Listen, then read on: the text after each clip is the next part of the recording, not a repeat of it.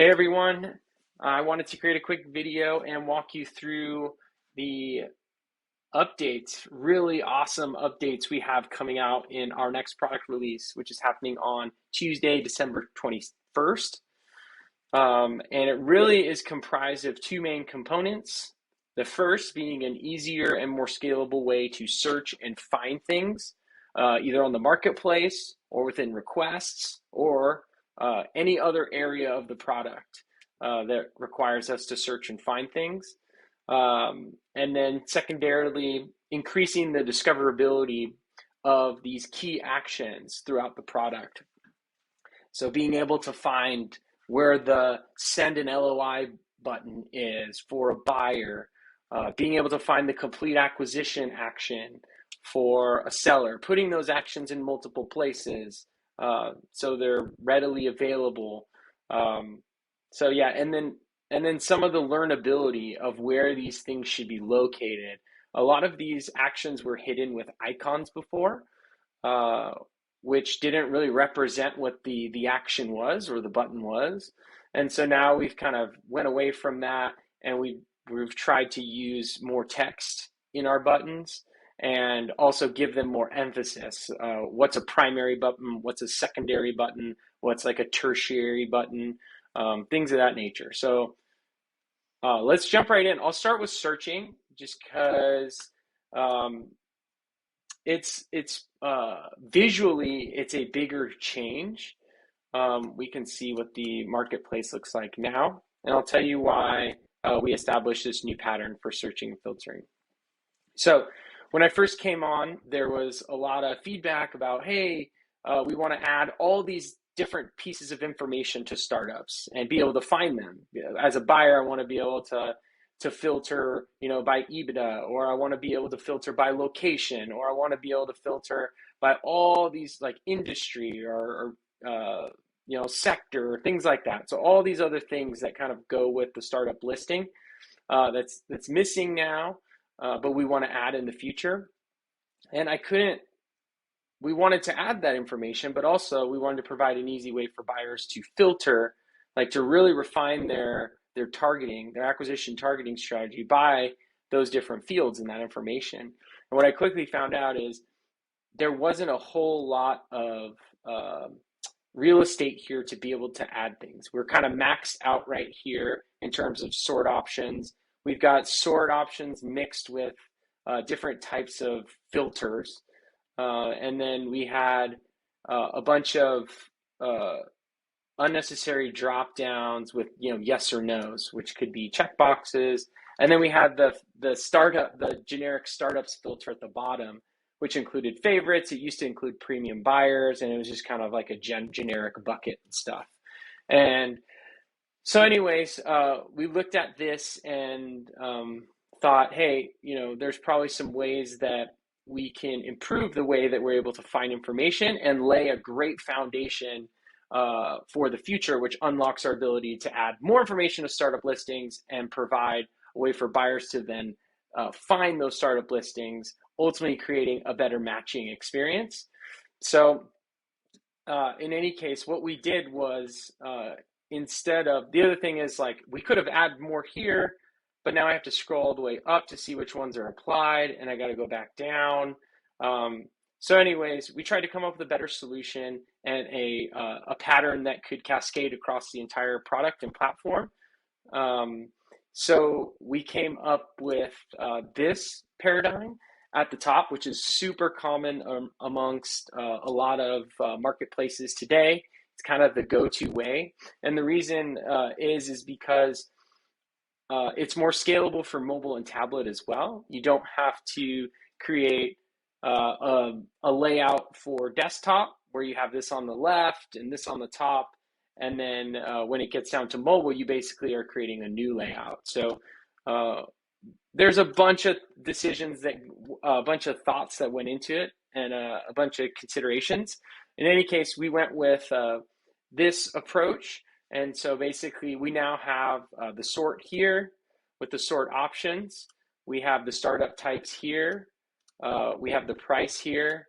And then we moved favorites up in priority because there were so many buyers that had mentioned, hey, favorites are really important. I favorite all my startups and I can never find them or relocate them. That's basically my short list of targets. And then what we did was we took all of the other filters that maybe weren't as high priority as these right here, and we basically moved them into a more filters area, which is this provides us the scalability in the future to be able to group these things, give other groups emphasis, to be able to add more, to experiment. So it provides a great sandbox for us to work within. So yeah, in any case, this is a new layout. We had to, obviously, there's a benefit of this new layout as well. We get more real estate on the listing card.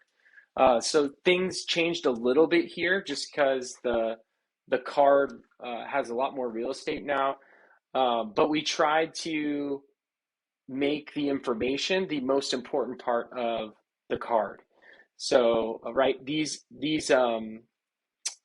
numbers and these important stats about this startup are the most important thing. That's what the buyers are going to be reading first, along with the description and the type. So we tried to do that. The other thing we did was, instead of having an arrow that you have to hover over to find, we just displayed a view listing button. So you can easily just get to these listings. And then obviously the keyword search is over here, and it works kind of the same way that it did in the past. So that's kind of the pattern that you'll start to see across the platform now. So I'm going to jump over to requests, and you'll see the same exact pattern that we can continue to use. And I'll move into some of the key action or the key action improvements. So basically what we did was, instead of having a lot of different statuses and a lot of different buttons, we tried to combine the statuses and the actions. So, and we also tried to add text to a lot of these buttons. So now, if I go back to the old experience, I am a buyer here, and I've been given private access to this startup, but in no area over here is there a call to action for me to send an LOI. So I have no idea that step is even next. The only way for me to find that is to hover over this, click this arrow, and find submit a letter of intent at the bottom. Or watch one of Andrew's videos or contact support. So in any case, we took a stab at improving that. So basically, another thing we did was we added the tags to these cards as well. So this gives buyers now a little bit more context when they're going through the requests, so they can say, oh, okay, this one's under advisory. I found a startup that I was filtering by under advisory because I want to target startups that have a professional or an expert involved. And, and then I requested access to that one. And then in here, now I can see my request. And so now I can kind of prioritize a little bit differently based on some of the tags that are showing. So anyways, that was an easy change to just add those tags there. And then you can see we have a view listing button now instead of an arrow. And then the chat button to get to the chat is now just a button instead of just a little icon, which I think is fine. It's when we get into more some of the other actions, you'll start to see some of the discrepancies. But so any case, access been given here. We can chat with the seller the same way we normally do. And now I can see my next step here with an emphasized primary action is to send an LOI. So this type of structure is cascaded across the platform. So if I go now, sorry, I got a lot of trying to show you guys all the different angles. So this is a seller view, very similar. I can revoke access here. See how we've combined the status with the actions. So now we don't have to have all these competing buttons and statuses everywhere. So let me go ahead and send this LOI.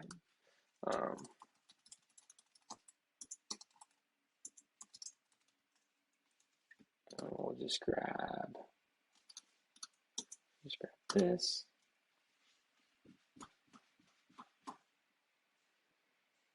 So now the button has, it gives me the status that the LOI has been sent, and then I can also view and cancel. And you can see up here, we've added an LOI status filter. So giving the buyer a little bit more of a call to action that, hey, LOI status is important. Giving them emphasis on, hey, send an LOI, use the workflow that we've created for you. So I can just, filter by LOI sent if I want. Obviously, I can also filter by private access. And then message status is still in here. Favorites is here. Hidden requests. Those are all standard things that were there before. One thing that's new for the request is now I can find a request using the search. This didn't exist before. So now I can just type in, if I'm looking for a specific startup, I can find boost.io. So that's kind of the gist of it. All this stuff is pretty much the same. I can still see these cards and stuff. But if I go to the advisor experience, you can see same exact pattern, same exact requests pattern, and now it's just engagement requests instead of LOIs. And then I believe I don't have any clients. Marketplace. Oops, sorry. Let me go over back to my seller. So if I cruise into the directory, you can see, don't mind my favorite advisors, but same exact pattern. I can do all the same stuff. We got the more filters as well. And then we'll also adjust the filter priority based on usage. So I have analytics running on how often these different filters are getting used. So if the preferred deal size is getting used more than the others, we'll move them in and out based on usage. We adjusted the text of this button to say view profile, so it's a little bit more clear. My advisors, you can see we've same pattern, view profile. We've got the chat with advisor pattern in here. Same primary action, right? If an engagement request has been sent to me by an advisor and I'm a seller, we want the primary action with the most emphasis to inform them what they need to do next. And so this gives a more stronger call to action to view that engagement request and accept it. So yeah, those are a lot of the updates that I went over. This is the seller. If I want to view that LOI request I sent from the buyer, I can accept it. And then you will see now that we have brought in the complete acquisition button here. Before, the only way to find it would be as a buyer to click the listing.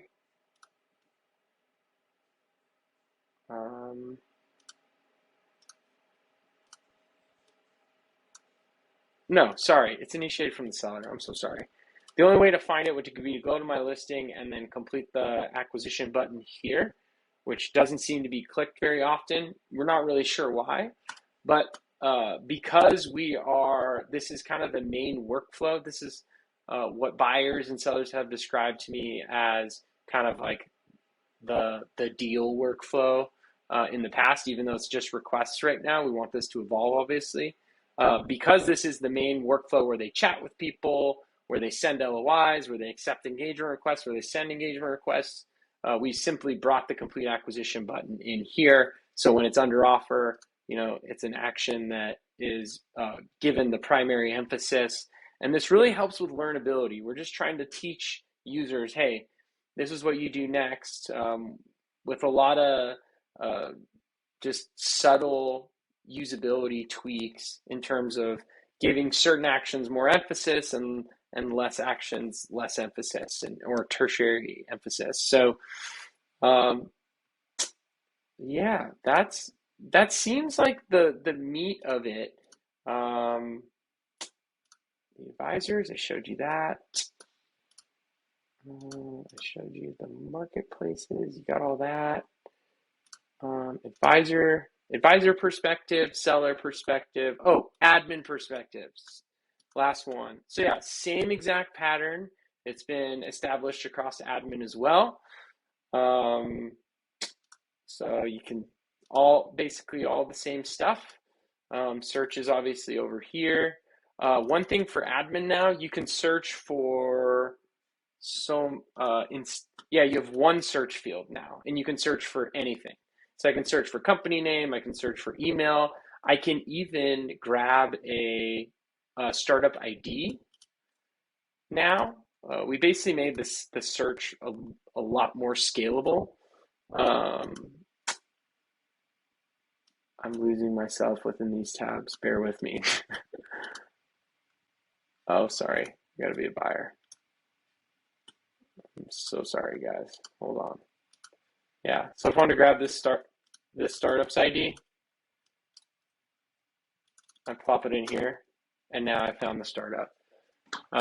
So ID now works in there, and again, it's across all these. So buyer, I can search for email, full name, all in this one field. I don't have to have multiple fields, multiple search boxes to be able to do that.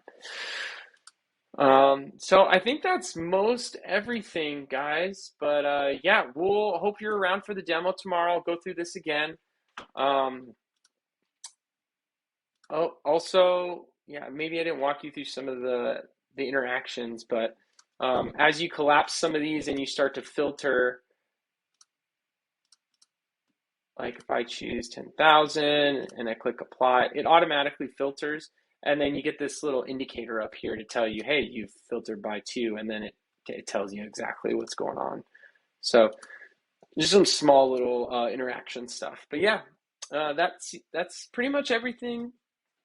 Again, if you're at the demo tomorrow, we'll go through this stuff and you can ask questions. But yeah, it should be exciting. It's laying a great foundation for us in the future to be able to rapidly kind of add pieces on, and then it's kind of just enabling good patterns for us to leverage as we expand. So